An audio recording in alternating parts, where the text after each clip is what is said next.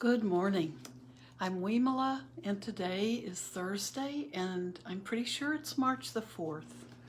So it even looks like spring here. We're not seeing anything green, but the buds are coming out on different plants. So it's moving forward. I have my little squirrel monk. I've taken him down from another spot and putting him closer to the Buddha so he can enjoy the spring weather outside. So I hope you are hanging in there with me reading Heartwood of the Bodhi Tree. And if you can just listen and let it, a lot of it may seem really out of reach, either as a concept or as a reality.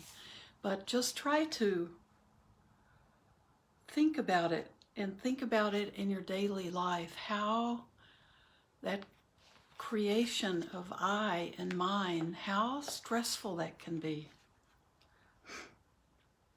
So, void of suffering.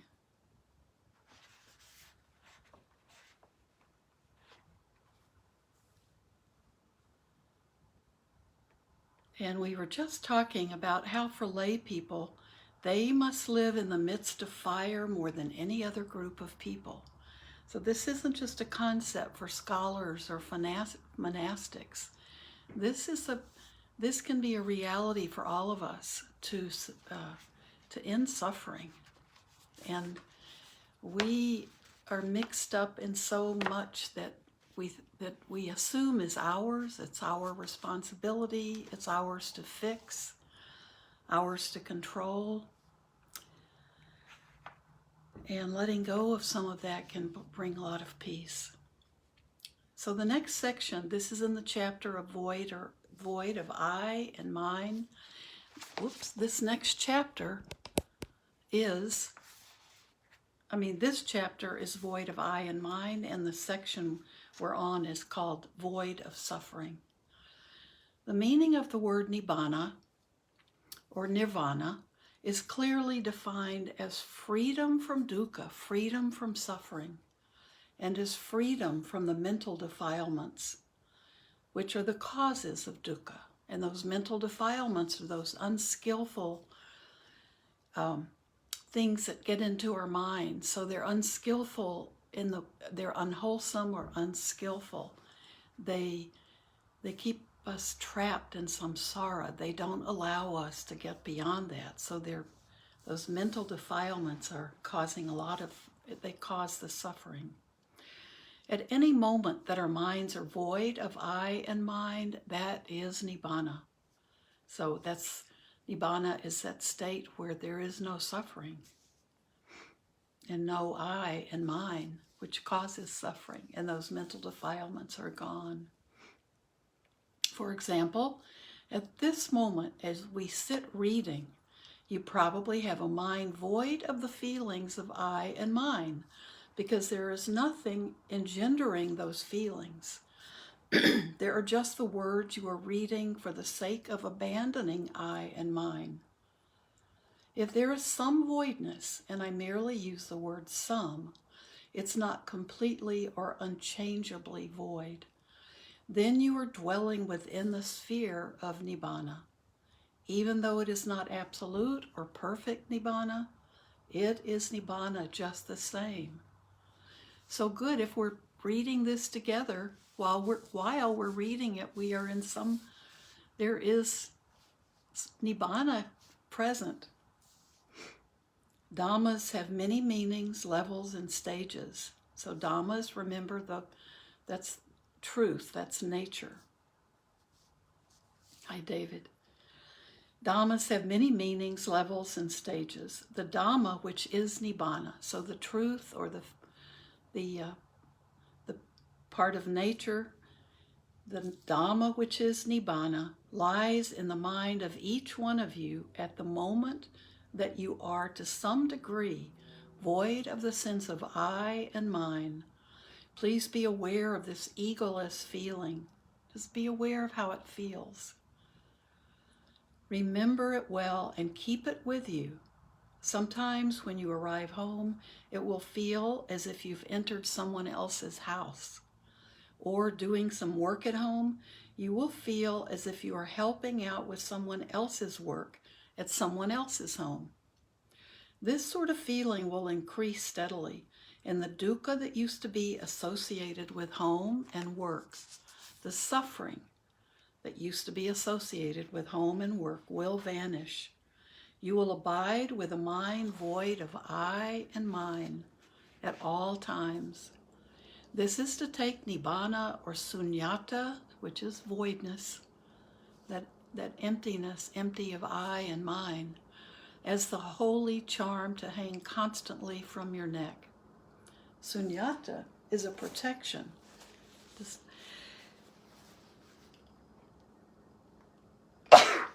Excuse me.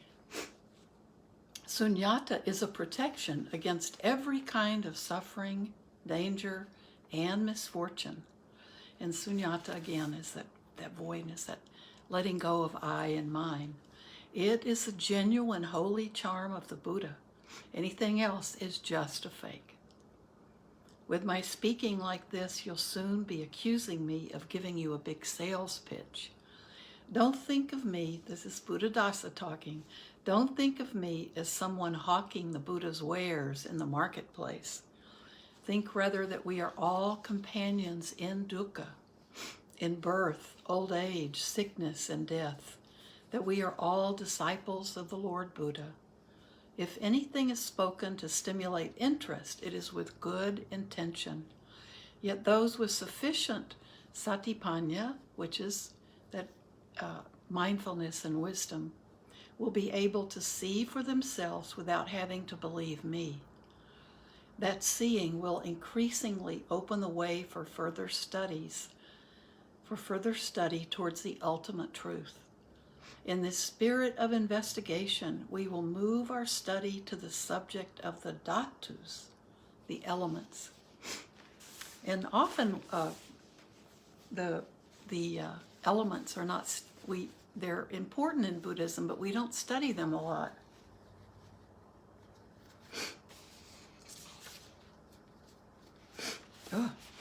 Allergy season is on the move.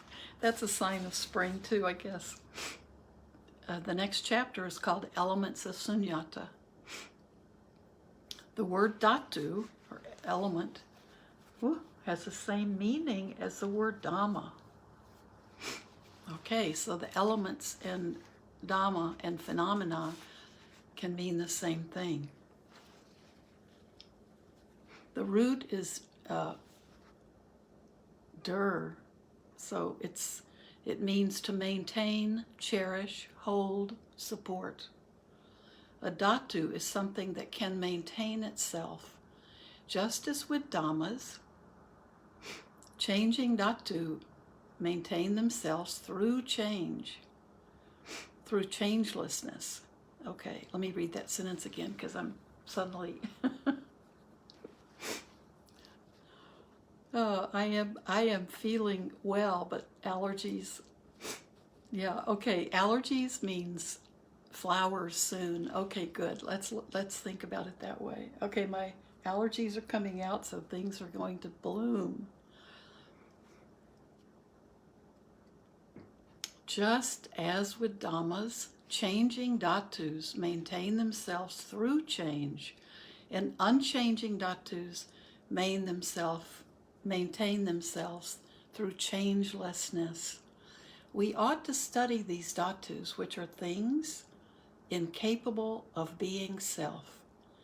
What sort of elements do you know that could be voidness itself, the essence of sunyata? Students of physics and chemistry know only the material elements, of which there are over 100, with more being discovered all the time. None of these elements could ever be sunyata, or voidness, or no I and mine. None of these elements could ever be sunyata itself. If we say they are sunyata, we mean that their deepest meaning is voidness, but they aren't sunyata itself, because they are merely material elements, rupa dhatu. There are also immaterial elements, arupa dhatu, elements of mind or consciousness which lie beyond the domain of physics and chemistry. One must study the Buddhist science before one can understand the immaterial, intangible elements which are a matter of the mind and heart. I like that the Buddhist science lies beyond the domain of physics and chemistry. The voidness element. In which of these two kinds of elements does voidness abide? If a person were to say that sunyata is a material element, his or her friend would die laughing. Some people would say that it is an immaterial or formless element. And here, the noble ones, the Arya, those are the enlightened being, the enlightened humans, they would die laughing. Voidness is neither a material nor an immaterial element, but is a third kind of element that lies beyond the ken of ordinary people. The Buddha called it quenching element or cessation element. The words material element, vatu dhatu, or form element, rupa dhatu, refer to materiality in visible forms, sounds, odors, taste, or tactile objects. Formless element, arupa dhatu, refers to the mind and heart, to mental processes, and to the thoughts and experiences that arise in the mind. There is only one kind of element not included in these two categories, an element that is the complete antithesis and annihilation of them all. Consequently, the Buddha sometimes called it coolness element, nibbana dhatu, sometimes quenching element, nirodha dhatu, and sometimes deathless element, amata dhatu. Nirodha dhatu and nibbana dhatu both mean quenching. It is the quenching element, the element that quenches all other elements. Amata dhatu means the element that does not die. All other elements die. They must die because it is their nature to die, the nature of all conditioned things. Nirodha dhatu is not tied to birth and death. On the contrary, it is the utter quenching of the other elements. Sunyata is that which dwells in this element, and so it might also be called sunyata dhatu, for it is the element that is the source of voidness for all other dhatus. If one is to understand those things called dhatu well enough to understand the Dhamma, they must be studied in this way. Don't be deceived into thinking that knowing the elements of earth, water, wind, and fire is sufficient. They are just a matter for children. And that's usually about all that we study in basic Buddhist suttas. Those are the four elements that we look at: earth, water, wind, and fire. They are just a matter for children, Buddhadasa says. Those elements are already spoken of and taught. Those elements were already spoken of and taught about before the time of the Buddha.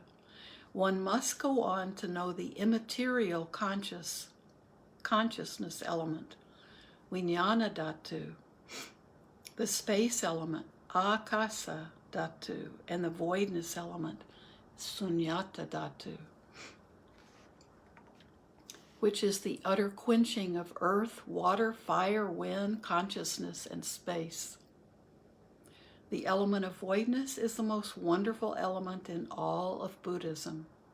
In short, earth, water, wind, and fire fit in the category of form element, and rupa means form, so rupa dhatu. The mind, sense consciousness, and mental processes fit in the category of formless element, arupa, or not form, formless element, arupa dhatu. Then nibbana, this voidness element, sunyata dhatu, belongs in the category of quenching element, nirodha dhatu. You must find a quiet time and place to sit and look at all the elements. You will see clearly that there are only these three kinds. Then you will begin to discover Sunyata Dhatu or Nibbana Dhatu. That's what this book is about. And will understand this anatta or sunyata that we are discussing here.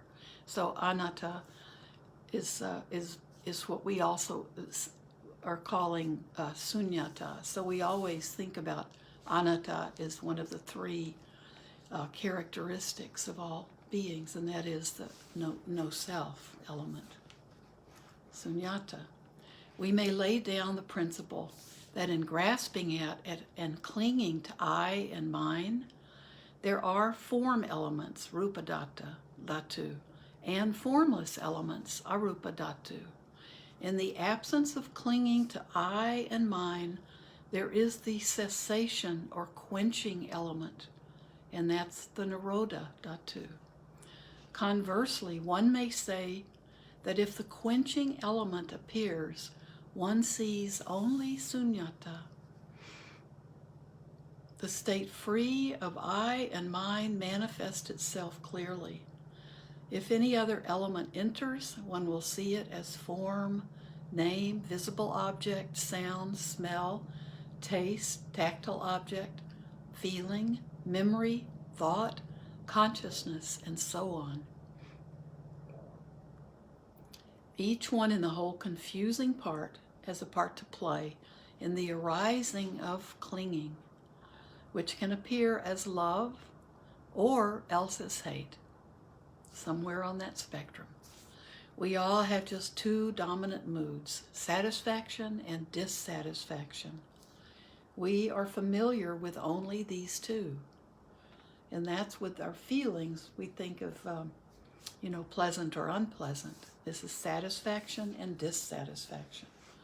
We have been interested only in gaining that which is felt to be desirable, and in fleeing from or destroying that which is felt to be disagreeable.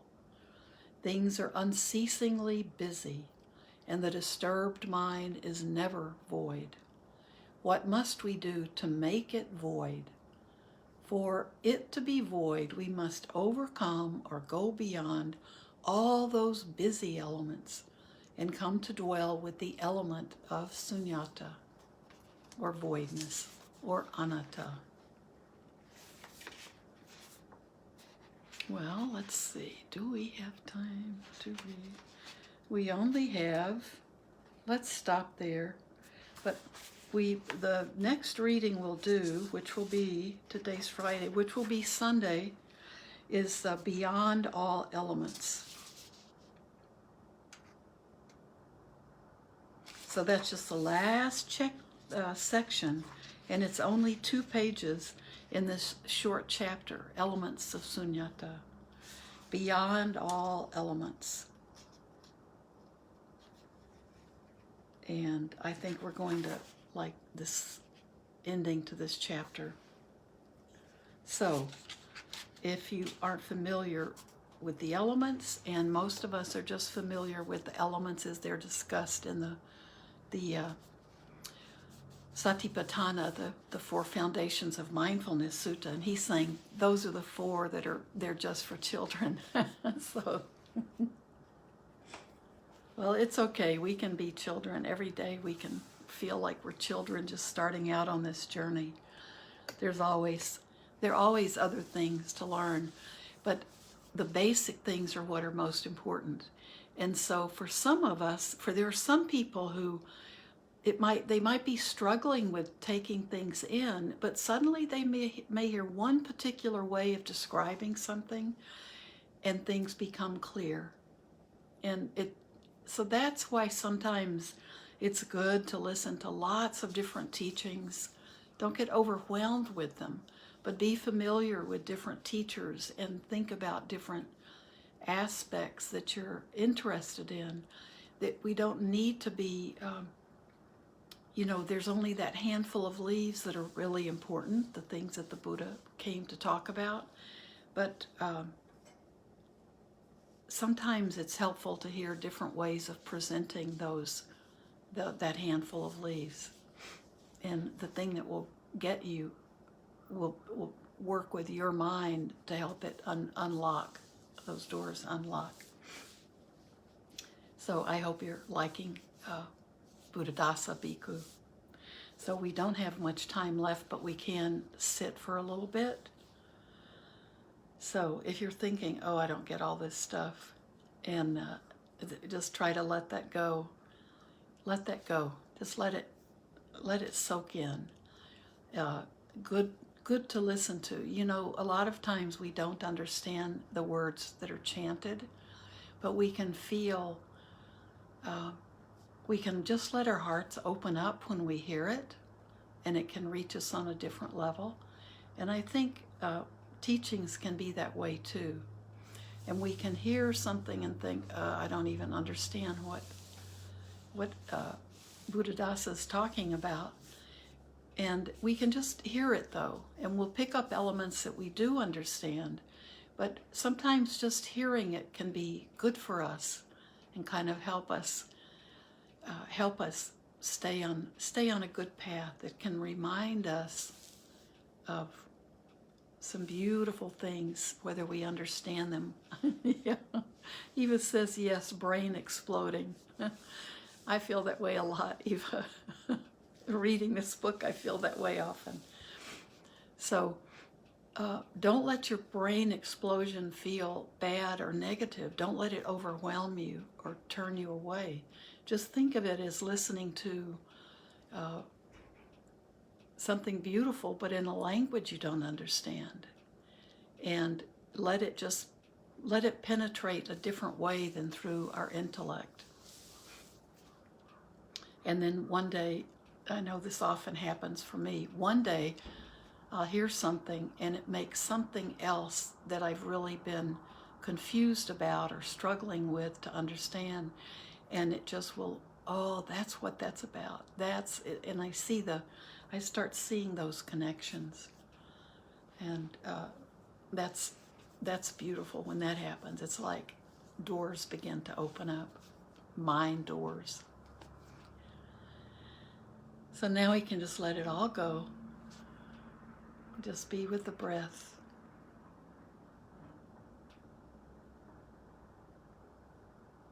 Be aware of the body breathing.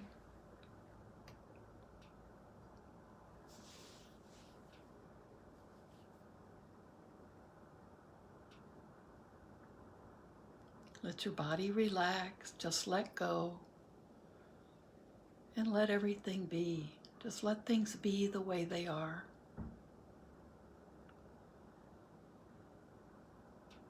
May we just begin to see the world more clearly, step by step.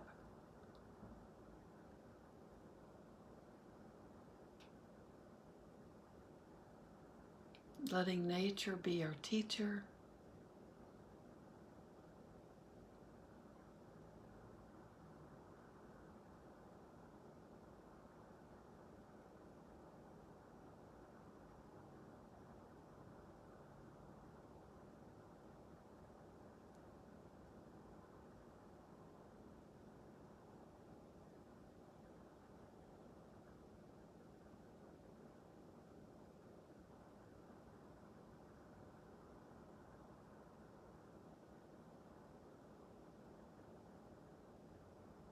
As we send healing to our own hearts, may I be well. May I be content. May I be at peace. May I feel safe in this world. We know we want to send it out. It doesn't just stay with us. As we begin to open our hearts, as we begin to really understand loving kindness and compassion and appreciative joy and equanimity, it's only natural and only real as we allow it to go forward and just radiate out from us. And we know there are people suffering with war, losing their homes, losing their lives, losing family members. We know this is happening in Ukraine, but also all over the world, in Ukraine and other places.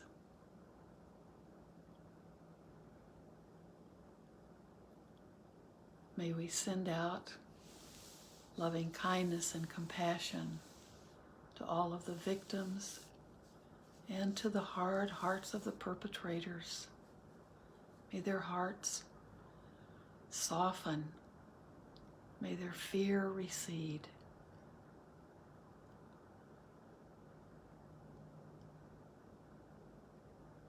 May greed and anger be replaced with generosity and kindness. May delusion be replaced with truth.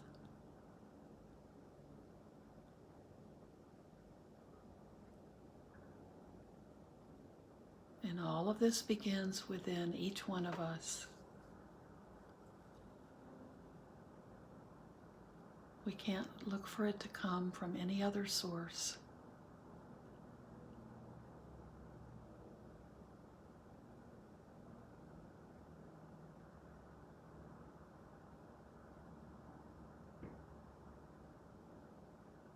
Stay with the breath. So grateful that the body is taking care of us and allowing us to breathe each breath.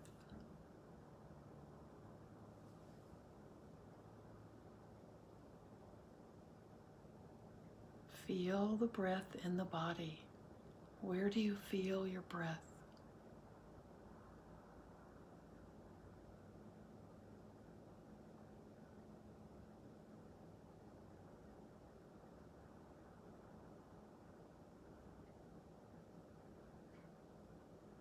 Whenever you need to, just come back to this breath.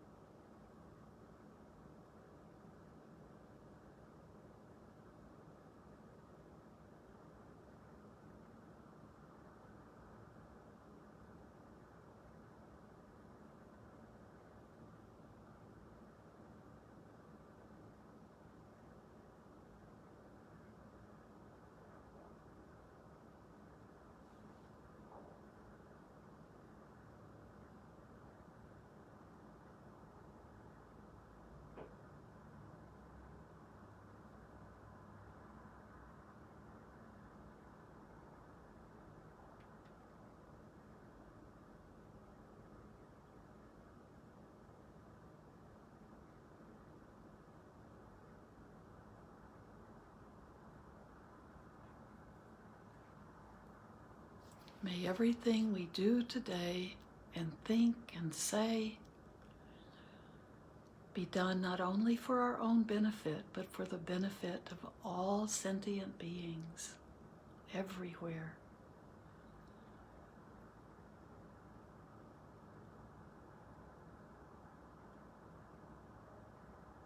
Thank you.